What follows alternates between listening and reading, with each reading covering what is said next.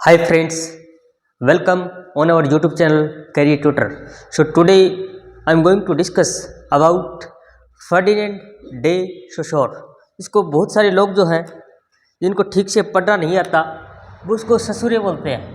ससुर है SAUSSURE ससुर, मगर काफ़ी बार मजाक में हम इसको इस लेक्चर के अंदर ससुरे भी पढ़ेंगे।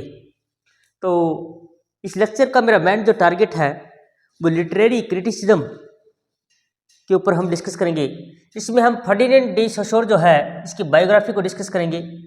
हिज फेमस वर्क्स, इन्होंने एक बहुत फेमस वर्क दिया है कोर्स इन जनरल लिंग्विस्टिक, उसको हम डिस्कस करेंगे। और इसी लेक्चर के अंदर हम साइन, सिग्निफायर, सिग्निफाइड की बात करेंगे जो कि काफ़ी इंपॉर्टेंट टर्म है। लैंग और पैरोल भी हम डिस्कस करेंगे। और लास्ट में डिस्कस करेंगे हम synchronous and diachronic study of language. यानी कि ये जो लेक्चर है ये यूजीसी नेट के लिए और यूनिवर्सिटी एग्ज़ाम के लिए काफ़ी इम्पोर्टेंट है, इसलिए आपको इस लेक्चर के अंदर एंड तक बने रहना है, क्योंकि इस चीज़ों को इतना हम सिंपल वे में सीखेंगे जो आज तक आपने जितना कुछ भी पढ़ा है आपको ये समझ में आएगा कि चीज़ों को अंडरस्टैंडिंग कैसे की जाती है। मैं काफ़ी स्टूडेंट्स से मिला हूँ, they are complaining, they are study again and again, they are watching the video again and again, but they are not able to understand this topic. So my try is only and only to make this all this terms to make easy for you. मेरे जो प्रयास है वो यही रहेगा कि इस lecture के अंदर 10 और 15 मिनट के बीच में आपको सारी की सारी टर्म जो है वो आसानी से आपको समझा दूं। तो चलिए हम स्टार्ट करते हैं। जो फर्डिनेंड डे सोशोर है, ये सबसे पहले हम इसके टाइम पीरियड की बात करते हैं कि ये कब से कब तक रहे। फर्डिनेंड डे सोशोर जो है ये पैदा हुए 1857 में और इनकी डेथ होती है 1913 के अंदर। यानी कि 1857 से लेकर के 1913 तक इनका टाइम पीरियड है, लगभग 57 ईयर्स, यानी कि 57 साल जो है इनका टाइम पीरियड रहा, 57 ईयर्स। अब आपको बहुत बार याद करने में बड़ी प्रॉब्लम होती है कि इसका टाइम पीरियड 1857 मैंने कैसे याद कर लिया। तो आपको रिलेट करें चीज़ों को। जैसे 1857 जो है वो इंडिया में क्रांति हुई, तो 1857, और 1913 में हमारे रविंद्रनाथ टैगोर जो हैं उनको नोबेल प्राइज़ मिला। तो इस तरह से आप चीज़ों को रिलेट करें, और आप रिलेट करेंगे तभी आपको एक लॉन्ग टाइम के लिए आपके माइंड में चीज़ें सेट होंगे। So without wasting your time let me start Ferdinand day Saussure. ये सबसे पहले फर्डिनेंड डे सोशोर जो है ही वॉज बॉर्न इन, ये कहाँ पर पैदा होते हैं? स्विट्जरलैंड।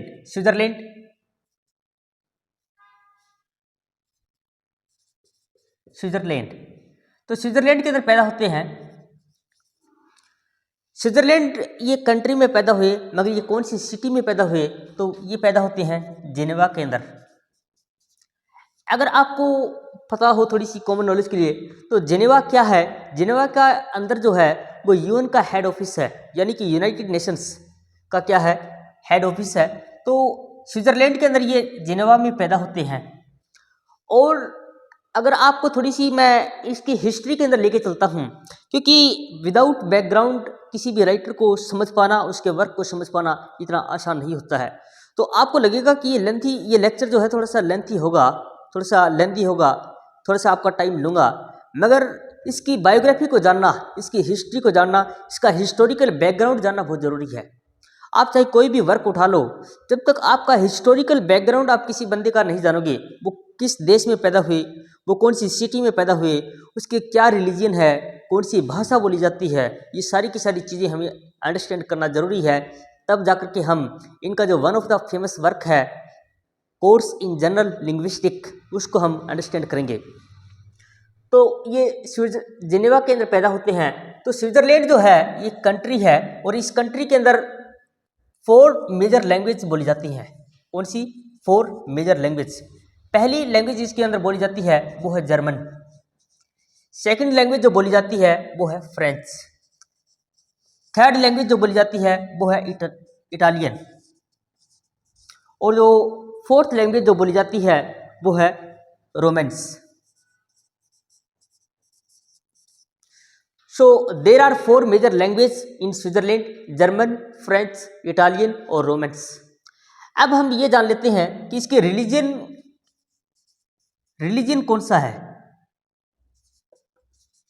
स्विट्जरलैंड के अंदर वैसे तो काफ़ी सारे रिलीजन्स हैं, मगर ऑलमोस्ट 70% जो पॉपुलेशन है, 70 और 75% पॉपुलेशन है, वो ये क्रिश्चियन कंट्री है। क्या है? क्रिश्चियन, यानी कि जो गॉड जीसस को मानते हैं वो क्रिश्चियन कहलाते हैं। तो ये क्या है? एक क्रिश्चियन कंट्री है। और क्रिश्चियन जो है वो 2 कम्युनिटी के अंदर डिवाइड है।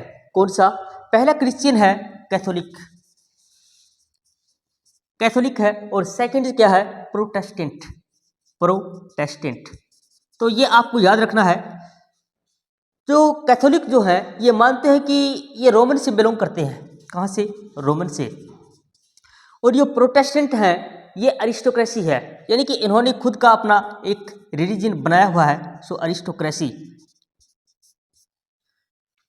तो रिलीजन जो है, आपको रिलीजन पता चल गया कि कैथोलिक है और प्रोटेस्टेंट है। उसके बाद में जर्मन, फ्रेंच, इटालियन और रोमन्स जो लैंग्वेज है वो बोली जाती है। सबसे ज़्यादा वहाँ पर लगभग 60% जो है वो जर्मन बोली जाती है, और लगभग 20 से 25% जो है वो वहाँ पर फ्रेंच बोली जाती है, और इटालियन जो है लगभग 10% बोली जाती है। और अदर जो लैंग्वेजेज हैं, और भी कई सारी लैंग्वेज है छोटी मोटी, वो इसके अंदर बोली जाती हैं। मगर अगर आप बात करें ऑफिशियल लैंग्वेज की, तो जर्मन और फ्रेंच जो है वहाँ की ऑफिशियल लैंग्वेज हैं। तो ये इसका हिस्टोरिकल बैकग्राउंड है। अब हम विदाउट वेस्टिंग योर टाइम, हमें इसके जो मेन वर्क हैं और हमारी जो टर्न जो हैं उसके ऊपर जानना बहुत ज़रूरी है। सो चलिए स्टार्ट करते हम इनके वर्क के ऊपर। तो फर्डिनेंड डे सोसोर कौन थे? फर्डिनेंड डे सोसोर के लिए एक वर्ड यूज होता है लिंग्विस्ट। फर्डिनेंड डे सोसोर जो है वो लिंग्विस्ट थे। लिंग्विस्ट का मतलब होता है भाषा विज्ञानी। यानी कि इनका जो ओवरऑल जो वर्क है वो भाषा के ऊपर है, लिंग्विस्ट के ऊपर। लिंग्विस्ट का अगर आप इंग्लिश में मीनिंग देखेंगे तो इसका मतलब होता है a person who knows many languages. यानी कि एक इंसान जो कई सारी लैंग्वेज जानता हो उसको हम लिंग्विस्ट कहते हैं। A person who knows many languages is called linguist. जैसे इनकी कंट्री में आपने देखा कि जर्मन बोली जाती है, फ्रेंच बोली जाती है, इटालियन बोली जाती है, रोमेंस बोली जाती है, इंग्लिश बोली जाती है। तो इनके पास कई सारी भाषाओं की नॉलेज थी, और यहाँ तक कि इन्होंने संस्कृत लैंग्वेज की भी पढ़ाई की थी। संस्कृत लैंग्वेज, यानी कि he was an expert of Sanskrit language also. यानी कि उनको इंडियन जो लैंग्वेज है उसकी भी नॉलेज थी। तो आप सोच सकते हैं कि ये बंदा कितना पढ़ा लिखा था। तो ये क्या थे? लिंग्विस्ट थे। और इनका जो वर्क है, he was considered as the father of modern linguist.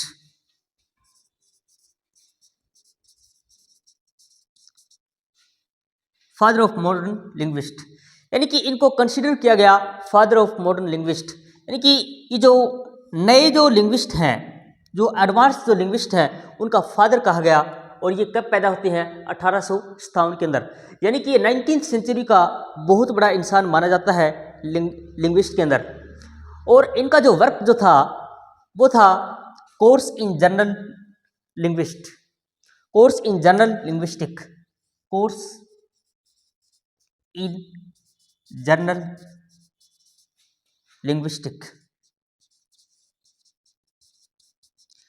ये इनका मेजर वर्क माना जाता है। At this work was published in 1916। 1916 में ये वर्क पब्लिश होता है। इनके अंदर इन्होंने काफ़ी सारी टर्म दी हैं कि लैंग्वेज को कैसे पढ़ा जाता है, लैंग्वेज के अंदर क्या क्या इंपॉर्टेंट चीज़ें हैं जो एक इंसान को जाननी चाहिए। और ये जो कोर्स इन जनरल लिंग्विस्टिक है, ये जो इनकी बुक जो है ये 1916 में पब्लिश होती है। मगर देखिए इनकी डेथ जो हो जाती है वो 1913 में हो जाती है। तो ये जो बुक जो है ये 3 साल बाद में इनकी पब्लिश होती है। और जब कोई इंसान की डेथ हो जाती है उसके बाद में अगर उसकी कोई चीज़ें पब्लिश होती हैं, मार्केट में आती हैं, तो उनके लिए एक वर्ड है पोस्टथोमसली। पोस्टथोमसली ये काफ़ी इंपॉर्टेंट वर्क है। पोस्टथोमसली का मतलब होता है पब्लिश्ड आफ्टर हिज डेथ। आपने कई बार ये वर्ड जो है काफ़ी बार आपने देखा होगा पोस्टथोमसली। इसका मतलब होता है कि मरने के बाद में किसी इंसान को जैसे नोबेल प्राइज मिलता है, किसी को भारत रत्न मिलता है, किसी बहुत सारी अवार्ड्स जो हैं वो जैसे वीर चक्र जो है, तो ऐसे बहुत सारे अवार्ड जो है मरने के बाद में भी इंसान को दिए जाते हैं, तो उनके लिए एक वर्ड यूज करते हैं पोस्टथोमसली। तो ये जो वर्क है ये 1916 में पब्लिश होता है। तो ये जो वर्क को मेन रोल जो है कि इन्होंने अदा किया, इनके 2 स्टूडेंट्स थे। कहाँ पर? जिनेवा यूनिवर्सिटी के अंदर। यानी कि इन्होंने जिनेवा यूनिवर्सिटी के अंदर काफ़ी लेक्चर्स दिए हैं और उनके काफ़ी जो एसेज हैं वो पब्लिश हुए। तो इनकी जो स्टूडेंट, मैं आपको नाम बता देता हूँ कि इनके 2 स्टूडेंट हैं और इन्होंने मरने के बाद में उन दोनों स्टूडेंट्स ने काफ़ी इनके ऊपर रिसर्च किया और उनके काफ़ी जो लेक्चर्स और जो एसेज थे उनको पब्लिश किया। तो इन्होंने इनको क्या कर दिया? पॉपुलर कर दिया। तो 2 नाम याद रखने आपको बहुत ज़रूरी है, चार्ल्स बेली और सेकंड है अल्बर्ट सेके।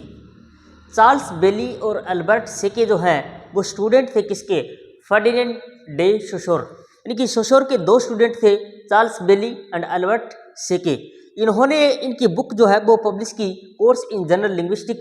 ये 1916 में पब्लिश होती है। और ये याद रखना है ये कौन सी लैंग्वेज में पब्लिश होती है? ये फ्रेंच लैंग्वेज के अंदर पब्लिश होती है।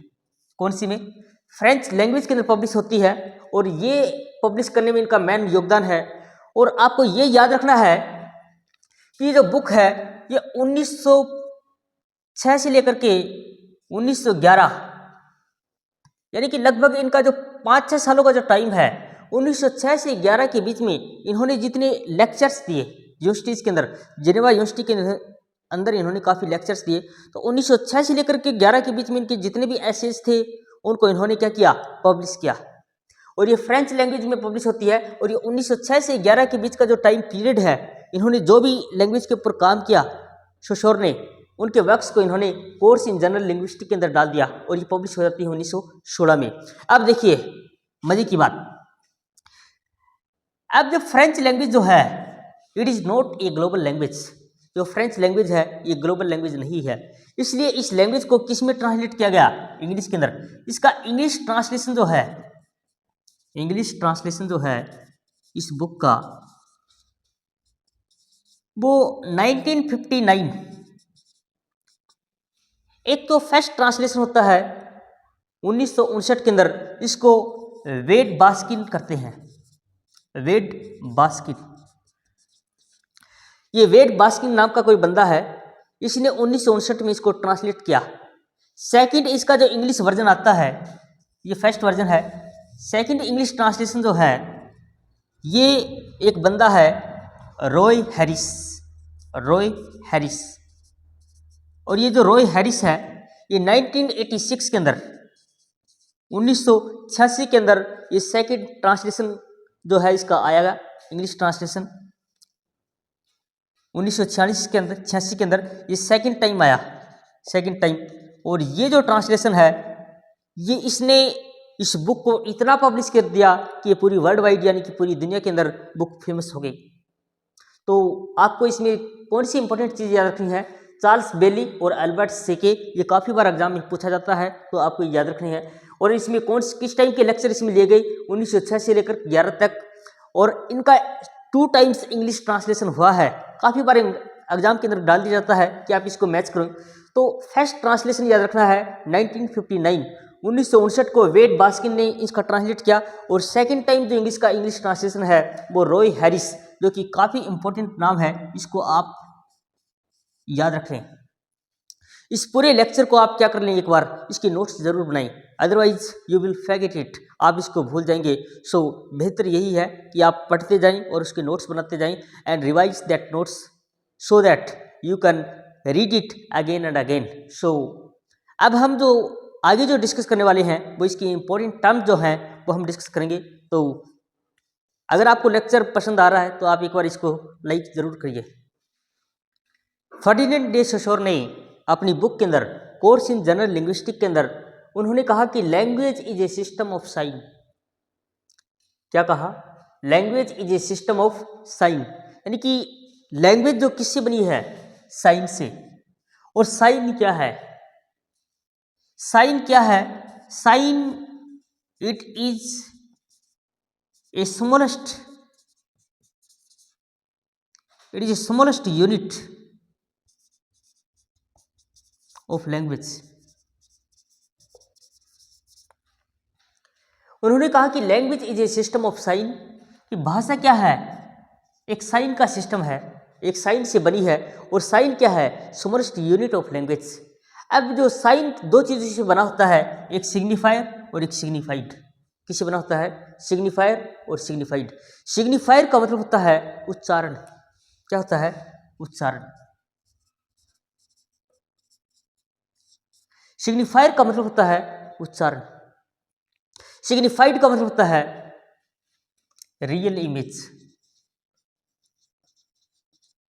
रियल इमेज ऑफ ऑब्जेक्ट, या आप कह सकते हैं मीनिंग और मीनिंग। सिग्निफायर और सिग्निफाइड। सिग्निफायर का मतलब होता है उच्चारण, यानी कि pronunciation of the word, pronunciation of the word. और सिग्निफाइड का मतलब होता है real image of the object और मीनिंग। जैसे डॉग। अब ये जो डॉग है, इसका जो डॉग हम जो बोल रही हैं ये क्या है? सिग्निफायर। हम जो डॉग जो बोल रहे हैं ये क्या है? सिग्निफायर है। और जो रियल में जो डॉग की इमेज है, जो रियल में जो ऑब्जेक्ट है डॉग जो है, वो क्या है? सिग्निफाइड। अब ये इन्होंने बताया कि सिग्निफायर और सिग्निफाइड का दोनों का जो रिलेशन है वो है आर्बिट्रेरी। क्या है? इन दोनों का जो रिलेशन है वो है आर्बिट्रेरी। आर्बिट्रेरी। आर्बिट्रेरी का मतलब होता है मनमाना, इसका कोई प्रमाण नहीं है। यानी कि इंडिया में ये डॉग जो है, इंडिया में इसको कुत्ता बोलते हैं। क्या बोलते हैं? कुत्ता। अब ये कुत्ता जो है ये इंडिया में बहुत पुराने टाइम से लोगों ने बोलना स्टार्ट किया। जैसे कोई बच्चा है, तो जैसे कोई बच्चा है, जैसे हमारे घर में एक बच्चा पैदा हुआ उसको बोलते हैं दीपू। हम हमारे घर में जो बच्चा है उसको हम दीपू बोलते हैं। तो ये जो दीपू है ये आने वाले टाइम में 10-20 साल बाद में इसको गांव मोहल्ले के और उसके यार दोस्त मित्र जितने भी हैं वो सब उसको दीपू कहने लग जाएंगे। क्यों? क्योंकि इसका रिलेशन जो है वो क्या है? आर्बिट्रेरी, मनमाना। कि हमने इसका नाम रख दिया इस बच्चे का क्या? दीपू। तो ये दीपू है, आने वाले 10 साल बाद में, 5 साल बाद में जब स्कूल में जाएगा, कॉलेज में जाएगा, इसके क्या हो जाएगा? इसका दीपू ही नाम हो जाएगा। इसको हम दूसरे नाम से कहेंगे तो नहीं, वो खुद भी कहेगा कि मेरा और नाम नहीं, मैं तो दीपू हूँ। हम उसको कहेंगे तू सिंकू है, वो बोलेगा सिंकू तो नहीं हूँ। हम बोलेंगे तू चिक्कू है, बोले कि चिक्कू भी नहीं हूँ। हम बोलेंगे चिंटू है, वो चिंटू भी मना करेगा। वो क्या कहेगा? कि मैं तो दीपू हूँ।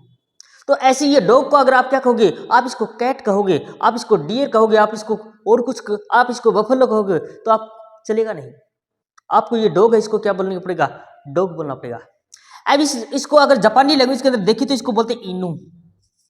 इनू जापानी भाषा में इनू का मतलब डॉग होता है। मैं लिख भी देता हूँ, शायद आपको समझ तो नहीं आएगा। अब ये इनू है जापानी लैंग्वेज के अंदर, इनू ये डॉग है। अब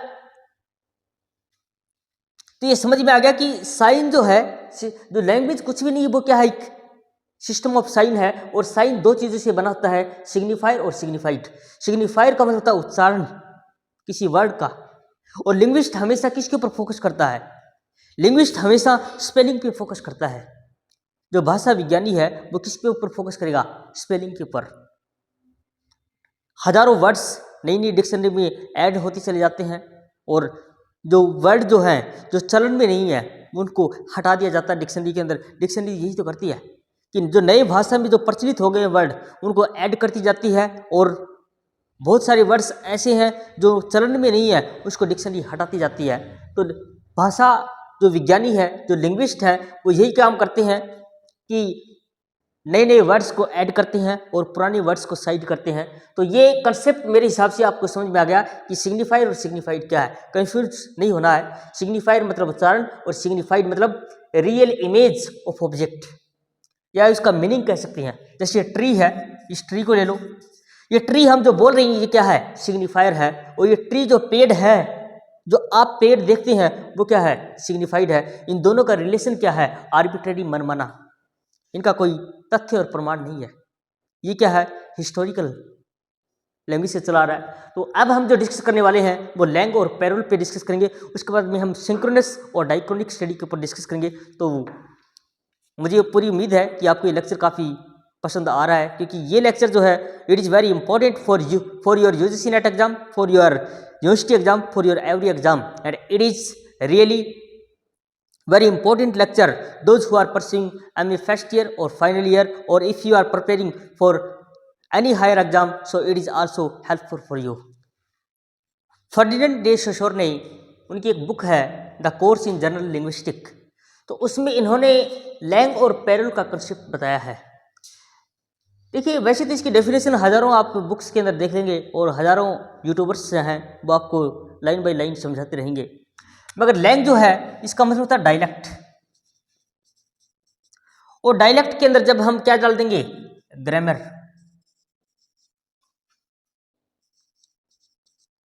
यानी कि रूल्स डाल देंगे, तो ये क्या बन जाएगी, लैंग्वेज बन जाएगी। यही कंसेप्ट है। जो लैंग जो है ये डायलेक्ट है। डायलेक्ट का मतलब होता है क्षेत्रवाद की भाषा, जिसमें लिटरेचर न लिखा जाए। जैसे हरियाणवी हमारी क्या है, अब मैं हरियाणा से बिलोंग करता हूँ, तो हमारी जो हरियाणा की जो डायलेक्ट है, जो क्षेत्रवाद की बोली है, वो हरियाणवी बोलते हैं, जो कि बिल्कुल ही उसका लिटरेचर नहीं है। तो जिस भी जो बोली है, एक हम ये कह सकते हैं कि बोली है, डायलेक्ट क्या मतलब होता है, बोली जो एक क्षेत्रवाद में बोली जाती है कहीं कहीं पर, जिसका लिटरेचर नहीं है। जैसे पंजाबी है तो पंजाबी एक लैंग्वेज है, क्योंकि उसका अपना एक लिटरेचर है, उसकी अपनी एक ग्रामर है, मगर हरियाणा की कोई ग्रामर नहीं है। हरियाणा में जो बोली जो लैंग्वेज आती है उसकी नहीं है। तो डायलेक्ट का मतलब हिंदी में होता है बोली, ये एक बोली है। और अगर इस डायलेक्ट के अंदर, इस लैंग के अंदर अगर हम पैरोल, पैरोल का मतलब होता है ग्रामेटिकल रूल्स, ये हम ग्रामेटिकल रूल्स हैं, अगर हम इसके अंदर ऐड कर देंगे तो ये पैरोल बन जाएगा। और लैंग और पैरोल अगर दोनों को, यानी कि बोली को अगर ग्रामर के हिसाब से उसको सेट कर देंगे तो वो क्या बन जाएगी, लैंग्वेज। लैंग्वेज यानी कि भाषा, और जो भाषा का जो जानने वाला है उसको हम क्या कहेंगे, लिंग्विस्ट। और जो लिंग्विस्ट है ये किसके ऊपर फोकस करता है, focus on spelling, focus on spelling. बताइए, आप अपने हिसाब से लिखिए, लैंग्वेज को अपने हिसाब से सेट करें, अपने माइंड में उस चीज़ को प्रॉपरली तैयार करें।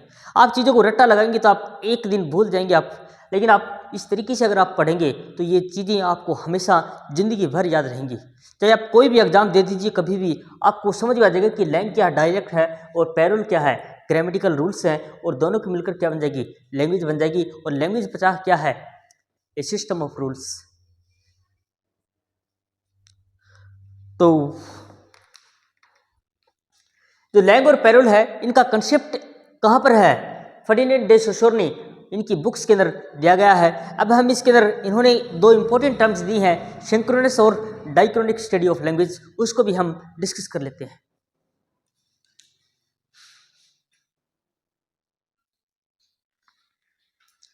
तो आज का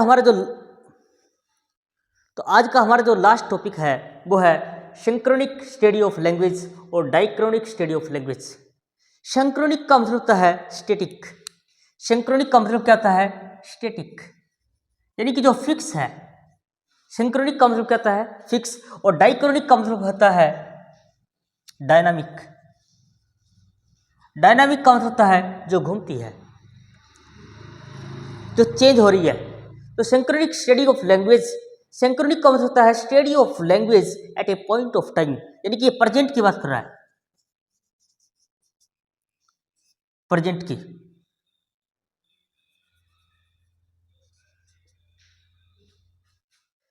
यहां पर ये प्रेजेंट टाइम की बात कर रहा है।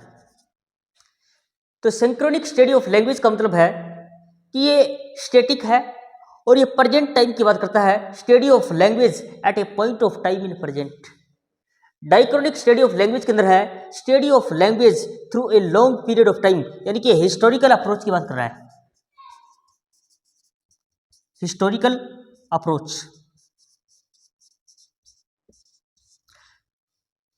जो फर्डिनेंड डे सोशर है, जो लैंग्वेज का लिंग्विस्ट है, जो भाषा का विज्ञानी है, ये बोलता है कि ये जो अप्रोच है, कौन सी, डाइक्रोनिक, ये मेरे हिसाब से सही नहीं है। फर्डिनेंड डे सोशर के हिसाब से ये जो लैंग्वेज, ये जो डाइक्रोनिक स्टडी ऑफ लैंग्वेज है, ये सुटेबल नहीं है। वो किसको प्रेफर करते हैं, सिंक्रोनिक स्टडी ऑफ लैंग्वेज को, जो कि क्या है, study of language at the point of time, यानी कि प्रेजेंट की, यानी कि उसके हिसाब से जो हिस्टोरिकल अप्रोच है, उसके हिसाब से ये काम की नहीं है। तो ये हमारा फर्डिनेंड डे सोशर के ऊपर एक लेक्चर था। तो मैंने आपको इस लेक्चर में लगभग काफ़ी सारी चीज़ें जो एग्ज़ाम के पॉइंट ऑफ व्यू से काफ़ी इम्पोर्टेंट थी, मैंने इसको इजी से इजी लैंग्वेज में आप लोगों को समझाने की कोशिश की है। फिर भी अगर आपको कोई डाउट है तो आप इस वीडियो के कमेंट सेक्शन में डालें, और फिर भी अगर आपको फिर भी डाउट और क्लियर नहीं हो पा रहा है तो आप हमारे से पर्सनल नोट्स ले सकते हैं, जो कि नंबर आपको स्क्रीन पर दिखाई दे रहे हैं। ये नंबर्स हैं हमारे, you can contact us through WhatsApp up. तो चलिए दोस्तों, मिलते हैं नेक्स्ट लेक्चर में फिर एक नए टॉपिक के साथ में।